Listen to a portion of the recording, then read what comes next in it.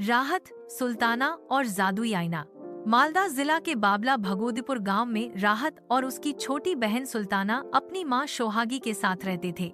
सोहागी घर के सारे काम खुद करती थी। सुबह उठकर चूल्हा जलाना, बच्चों के कपड़े धोना और घर को चमकाना, ये सब उनकी दिनचर्या थी। एक दिन बारिश के बाद राहत को आंगन में मिट्टी के नीचे कुछ चमकता हुआ दिखाई दिया। जब उसने हाथ से खोद कर निकाला तो वो एक पुराना लेकिन चमकता आईना शीशा था। उसने उसे साफ किया और सुल्ताना के साथ कमरे में ले गया। जैसे ही उन्होंने उस आईने में देखा, उसमें कोई अजनबी चेहरा नहीं दिखा, बल्कि भविष्य की झलक दिखी। सुल्ताना ने देखा कि वो स्कूल में अव्वल आ रही है और राहत ने खुद को एक बड़ा इंजीनियर देखा। डरे नहीं, बल्कि खुश हुए।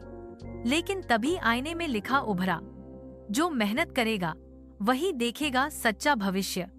जो आलसी होगा उसका सपना यहीं रुक जाएगा। सोहागी ने जब यह सुना तो बच्चों से कहा, अगर यह सच है तो अब मेहनत दोगुनी करनी होगी। आईना कोई खेल नहीं, जिम्मेदारी है। अब हर सुबह राहत पढ़ाई से पहले आईने में एक नजर देखता। अगर चेहरा मुस्कुराता तो समझ जाता कि रास्ता सही है। सुल्ताना हर शाम पढ़ाई के बाद आईने से पूछती, क्या मैं अम्मी की तरह मजबूत बन रही हूँ? और जवाब मिलता, हाँ, अगर तुम हार मत मानो। एक दिन आईना खुद ही चमका और बोला, अब तुम दोनों तैयार हो, अब तुम्हें मेरी जरूरत नहीं।